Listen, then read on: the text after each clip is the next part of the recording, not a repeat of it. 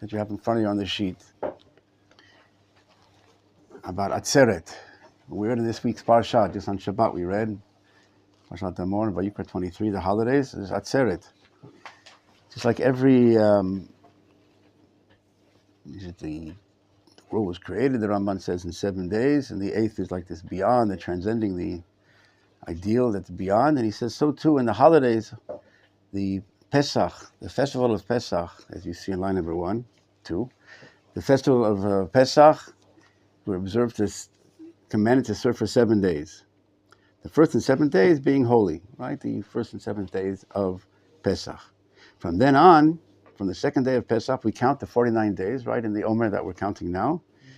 The 7 weeks, and he says these 7 weeks, these 49 days, are like the 8th day is Shavuot. In other words, the 8th day of Pesach, the final day of Pesach, of the end of Pesach, is culminated in Shavuot. It's like one big holiday.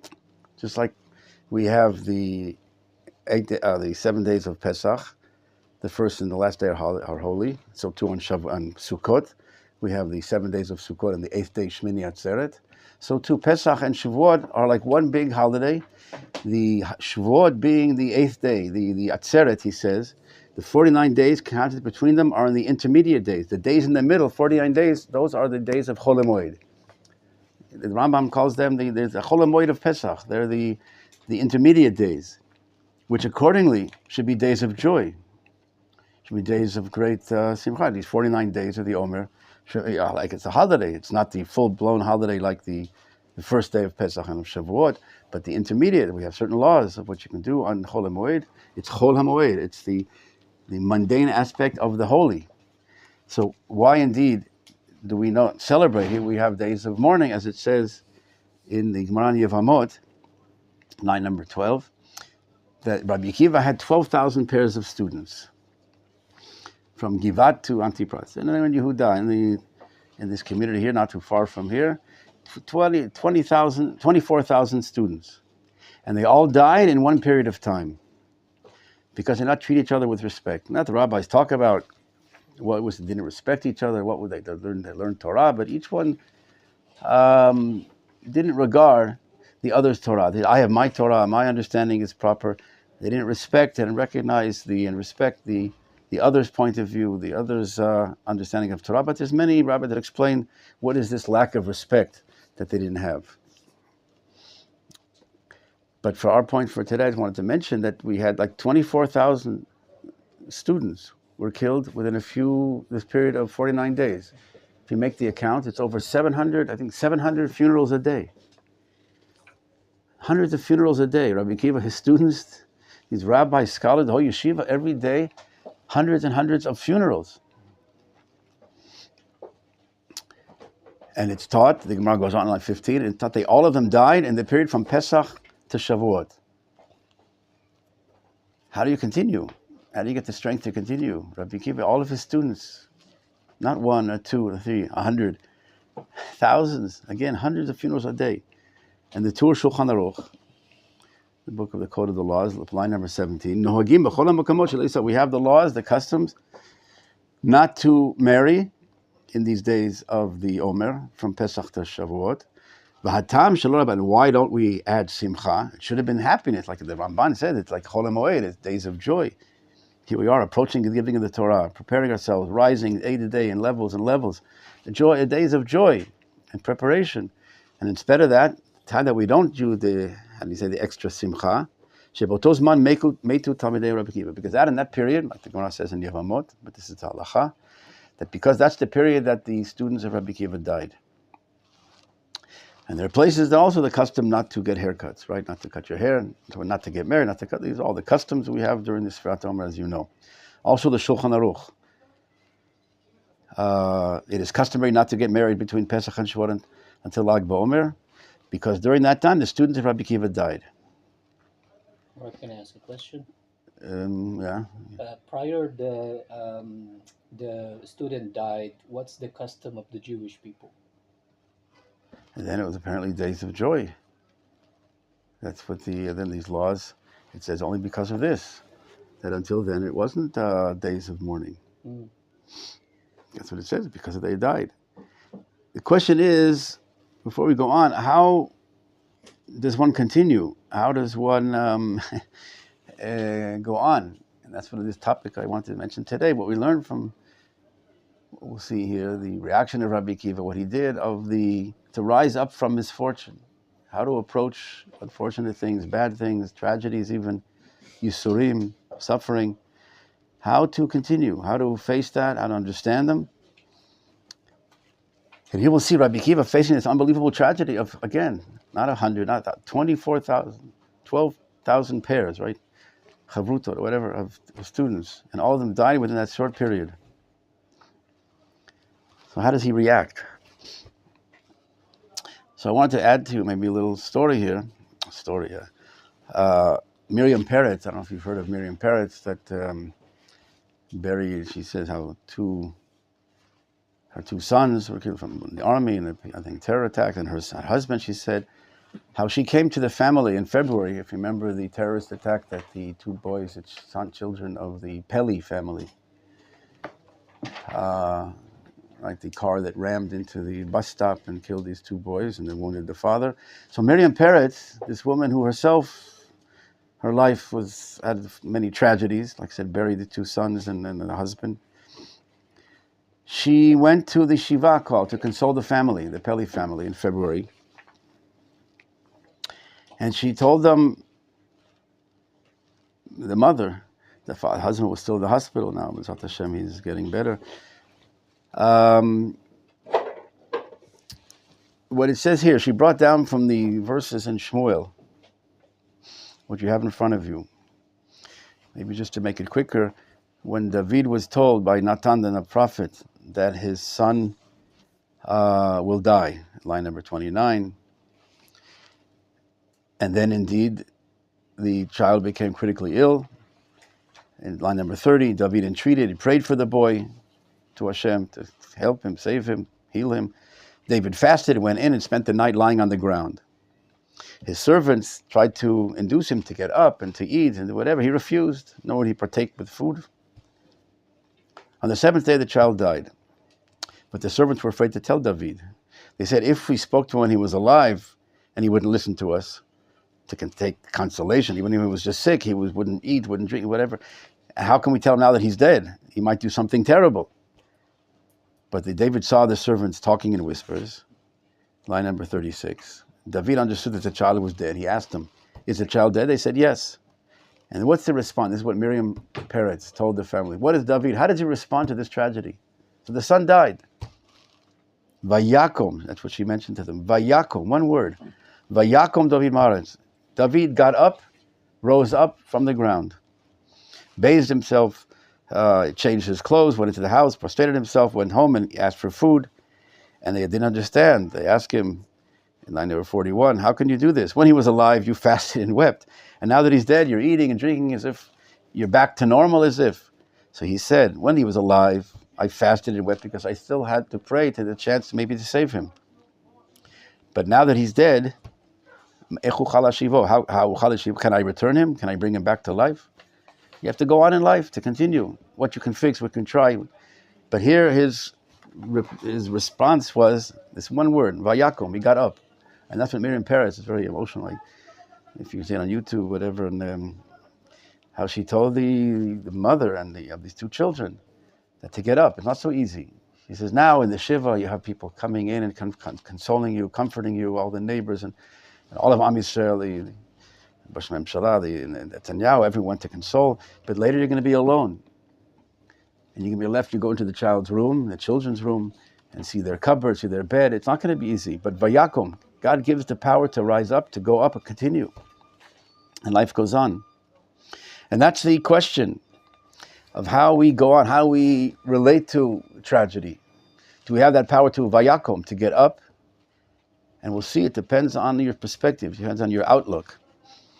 There's a story Rabbi Meir brings in his book, Parshat Shavua, Parshat Baalotcha, a lot of tragedies, a lot of mashbirim, crises that befell the Jewish people in the desert, as you know, all the different things and complaining and all these tragedies. And Rabbi Meir talks there about the approach to tragedies and how to what's the perspective. But he brings on a story of a teacher of a juvenile, a class of a new teacher. A rookie goes in the first class to juvenile delinquents. He has to teach a class of difficult children, juvenile delinquents. And on the doorway, either they put it there, whatever, but there was some obstacle, something on the way. In the doorway, he tripped and fell, and all those books flew in the classroom. All the kids are laughing and hysterical. Yelping, the teacher's on his face, whatever. Fell. And then the teacher gathers the books, puts them on the table, and he says that everyone can fall. It happens that people fall. The question is if you know how to get up. Because that was our first lesson, he says. Our first lesson, to teach these kids who, life of difficulties, of challenges, of failings. We all fail. We all have failures and fallings and different misfortunes. The question is if you know how to get up. Vayakum, to get up. Another metaphor that people give of a king. They want to test his soldiers. He was a good soldier. So he had them try to get up on this horse. So to ride this horse, this wild horse. But he knew the horse was like almost impossible to ride, to get up on. Everyone you get on the horse throws off the rider. And that was exactly the test. To see how the people, again, they got up, the soldier gets up, and he falls, the horse throws him off.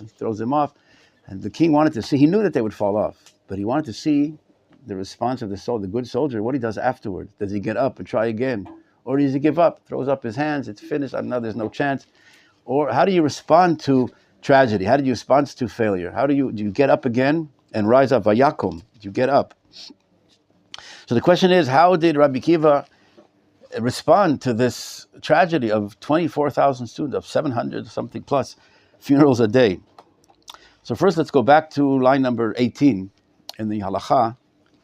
It says, from Lag Ba'omer ve'elach ve'esh mistaprim. And people also do get haircuts. You can cut your hair again. From Lag Ba'omer on. Why? She'omrim sha'az pasku milamut. For then the students stop dying. And also in the Shulchan Aruch, line number 22 and on, the students of Rabbi Kiva die. That's probably the mourning, not the mourning so much, but the customs of not to get married, not to cut your hair. But the Ramah says, however, from Lag BaOmer onwards, all this is permitted. It is customary not to cut one's hair until Lag BaOmer itself, since it says that is when they stop dying. And the Ramah says, in these countries, because the different customs, if the 34th in the morning, or the 33rd itself, like tonight, we cut our hair on the 33rd and we rejoice a bit, and we don't say Tachanun, the Maril. He brings down the customs of the Maril, the Ashkenazim, that there's no Tachanun in Lag BaOmer. In other words, a little aspect of Simcha, rejoice a bit. And the question is, the Prach, the Pri Chadash, on the Shulchan Aruch, one of the commentaries, asks, what's the reason for joying? What's the rejoice here? So they stop dying. But 24,000 are dead. In other words, all of his students are gone. He asks the Prach, Lo nishar achad, there's no one left. Here you are left with no students.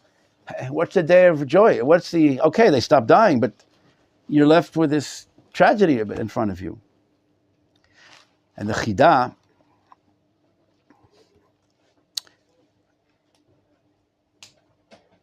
and the Steicheb and others explain based on the Gemara on the second page that you're about to get.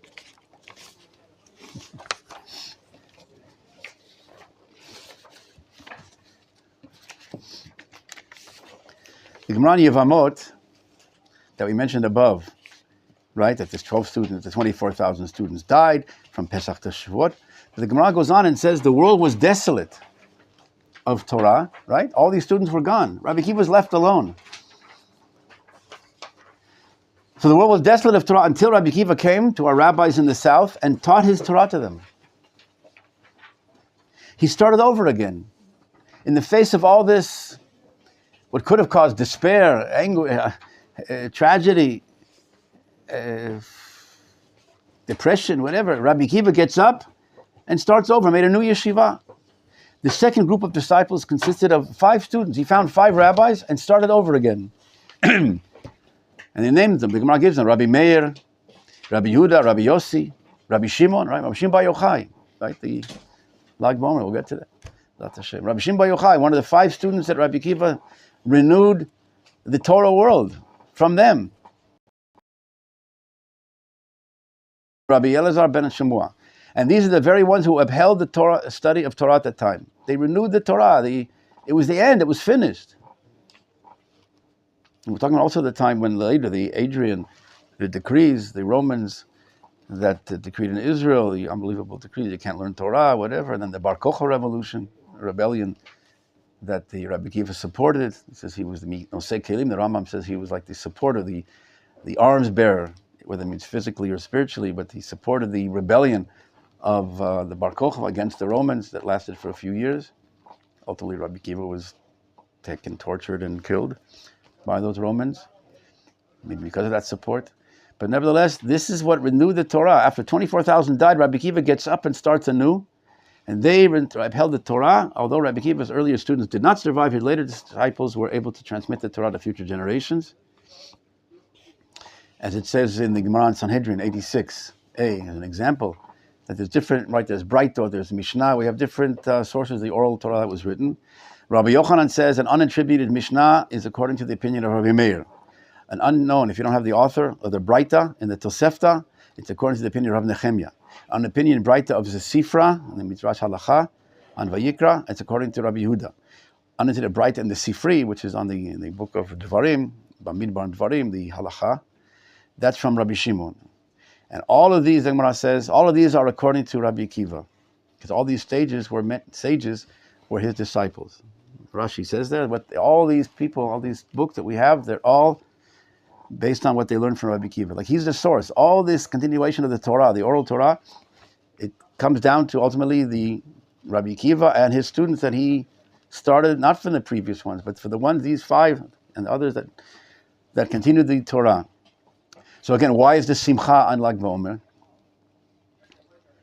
So the Prach, right, the Pri Chadash asked, what's the Simcha Lag BaOmer? They died and it stopped the dying, but he's left with nothing. No, the Chida.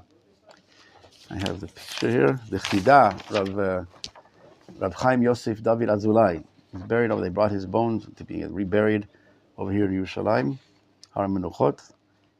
Rav Eliyahu, the previous Sephardic chief rabbi, neighbor that lived here, went to bring the bones, and it was an amazing story how they came and what happened on the plane, whatever.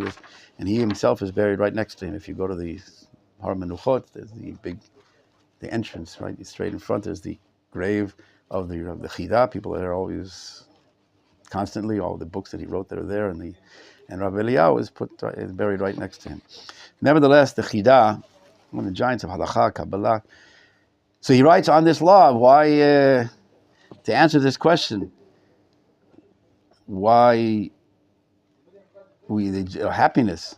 It could be that Rabbi Akiva, that renewed the Torah, Yom Lag BaOmer hitchil lishnot l'Rashbi and Rabbi Meir. This is the day that he began teaching these 5 students. What the Gemara says in the Yevamot doesn't say when. The Chida and the Stechem and others say that this was on Lag BaOmer. Rabbi Akiva started the Torah anew. What we have is from then, this new continuation of Torah began on Lag BaOmer. V'yorleb shtachzor Torah. And the renewed lighting of the Torah. That's why we make a simcha. And also, this was the Hilula of Rashbi, right? This is when Rashbi passed away. And it says that in the Zohar, the deeper, that on the Idra, there's aspects of the parts of the Zohar that Rabbi Shimon Bar Yochai revealed the highest, called it lights of, the higher lights of Torah on the day that he knew he was going to pass away. And that's written in what we call the Idra Rabbah, Idra Zuta. Not a lot to talk about that, but the revealing of these lights on this day, that the world was exposed to a new level of deeper, this penetrating inner vision. And that was the same thing. So those are the 2 reasons, so to speak, the joy on Lag BaOmer is one, that the day that now Rabbi Akiva started afresh the new learning of the Torah, the enlightenment of the Torah, and the same day, in other words years later, Rashbi, his student, revealed another aspect of the inner workings of Torah. And then this perspective, though, of this vision, the ability to see, which is connected, this inner vision, able to see the inner good, even though sometimes it's concealed, which is part of the vision, like I said, the Kabbalah, the deeper wisdom of Torah, that teaches us to see beyond the surface, the momentary, the external, the do's and don'ts. The Zohar talks about the verses in Torah, why every letter is there, why certain things are written this way, and everything, the depth of the inner workings of Torah, and also the depth in this world, hidden in what seems to be the mundane, the physical. That's this aspect that he revealed on Lag BaOmer. Not just the secrets of the book, the Chumash, but what's behind the body of the Jewish people, the face and the structure, everything, every detail is exact. And understanding, in other words, of the physical world. What's the inner meaning and the value and the significance of our world? And that's what's taking place today, the renewed study. And it says that won't be revealed fully. Rabbi Shimon Bar Yochai revealed it so it wouldn't get lost. We're going into exile, the decrees that took place after his lifetime. But now, in the future, it says it will be revealed fully and studied. And now we have yeshivot and Torah for those that are worthy and ready of this understanding of the Torah that reveals the significance of this world. Not the suspension or to dismiss this world. The physical world is evil, is nothing, is worthless. And the goal is to get to the higher perspective, to the spiritual. To leave God out of it. God is in this world. God reveals and created the physical as well. The physical, the aspect, the body, this world, to be lived and lived properly, as we'll see soon with Hashem. But I want to get back to a little bit before that, Rashbi, of this perspective of Rabbi Akiva, of this ability to see the inner, to see the challenge, the opportunity in these crises. Didn't stop and say the difficulties are an obstacle that can't be overcome, and like I said, depression or despair. As you know, the famous story of Rabbi Akiva in Avot Rabbi Natan, how he was, how the beginnings of Rabbi Akiva. It says he hadn't learned Torah at the age of 40. He still hadn't learned Torah, anything, it says. And it says once he was standing upon a well, and he saw a rock under the water, right? A rock with a little hole in it. And he said, who made this hole? Who caused this? And he realized that the water that constantly, drop after drop, causes Great. right? Causes the hole, it forges out this hole in the rock. And he said, wow, this is based on a pasuk in Eov, that the rocks that water forged. Rabbi Akiva said all the more so, just like something that is soft, water that is so soft, can break through,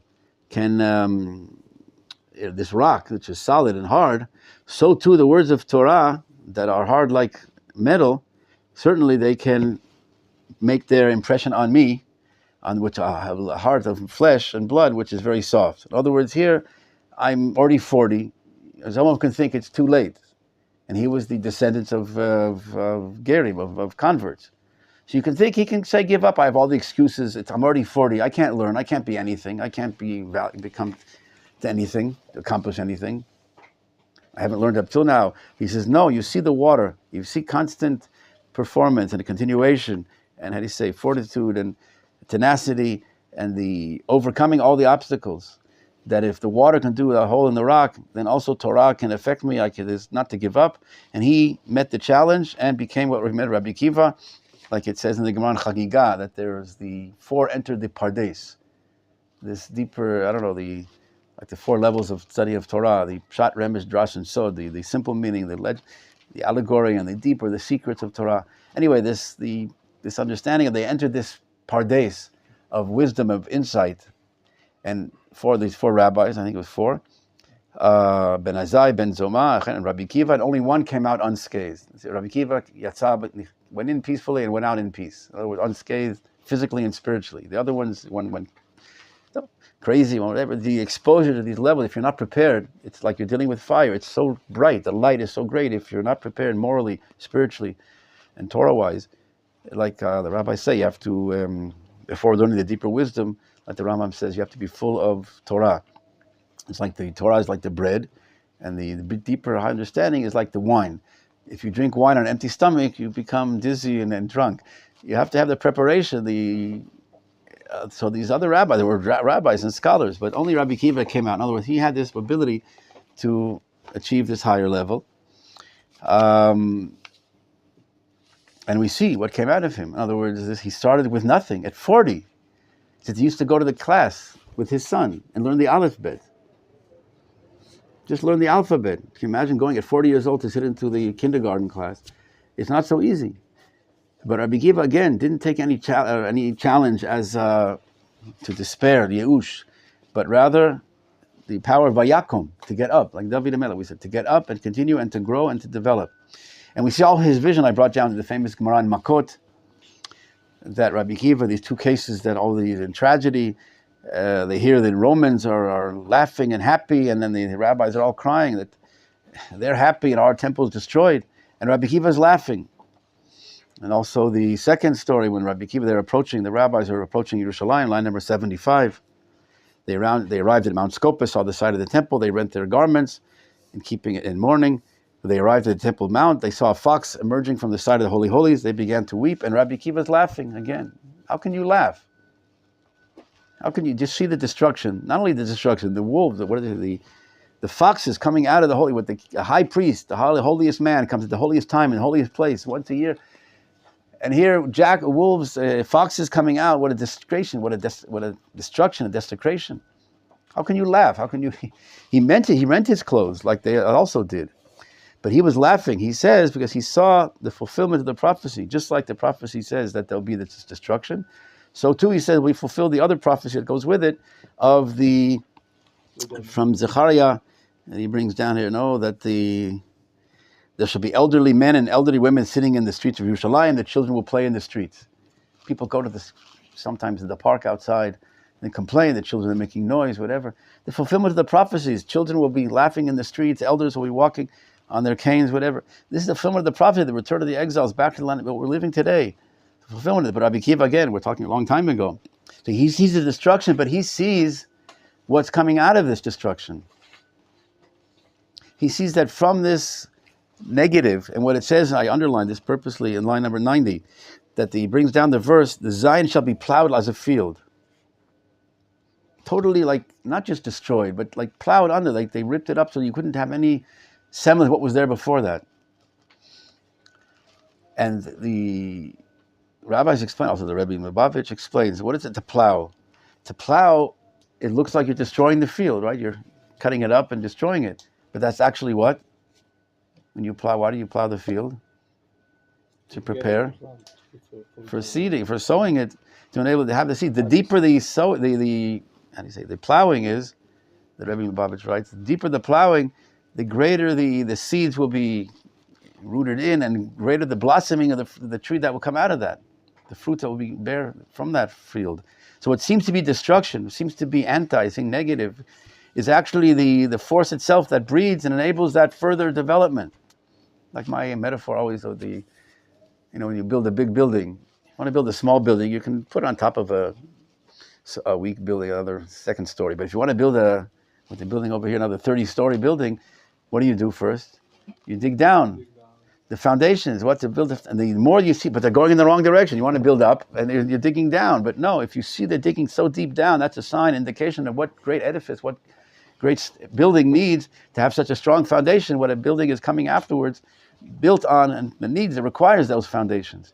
So too, when you see Zion is plowed as a field, totally not just destroy the temple, but totally plowed it up, that itself is the preparation for the third and final temple that will be built on that. And that's what Rabbi Akiva sees already. Rabbi Kook writes in Olat Riyah on Shir Shirim. Rabbi Akiva says, like, this is the Song of Songs. Anyway, he brings here that Rabbi Akiva ro'et ha'atid rachok nitzav alav kahoveh. The far future stands before him as the present. Rabbi Akiva he sees already what's ganuz. We mentioned also the Gemara in Tamid, page 32. Who is the wise? He that sees that which is being born, that which is developing. Most people see the newspaper level, what's taking place at present, the momentary reality, whatever. but to see what is coming out, what is developing here, to see from that, and these other rabbis, not just the rabbis that saw the moment and cried, but Rabbi Akiva sees beyond the moment. He sees the moment, and he rent his garment with them, but he sees also, he can laugh because he sees what's coming out of that, what's the future building. And that, though I don't have time so much, but that another sheet I don't give you now, but Rabbi Akiva, in the end of Brachot, page 60, in the name of Rabbi Akiva, one must always accustom himself to say, everything that God does, he does for the best. Right? Everything God does, it's for the best. And they bring down an incident that took place. Rabbi Akiva was walking along the road and came to a certain city. He inquired about the lodging. Right? Can I rent a place here? They said, no, there's nothing available. He said, everything that God does is for the best. He went and slept in the field. He had a rooster with him and a donkey and a candle. A gust of wind came and extinguished the candle. A cat came and ate the rooster. A lion came and ate the donkey. So he said, everything that God does is for the best. He's now left with nothing. Couldn't go to the town. Nothing to eat. And everything is for the best.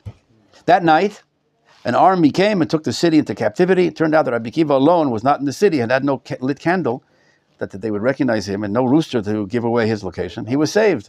And he said, you see, didn't I tell you, everything God does is for the best? Which you can say he learned from his rabbi, Nachum Ish Gamzu. Right? And he was known for that. The Gamzu, they say, because of his saying of Gamzu L'Tova, everything is for the good. The Gemara in Tanit talks about the amazing things, that the phenomenon of this Nachum Ish Gamzu, I think they say he's buried in Tzfat.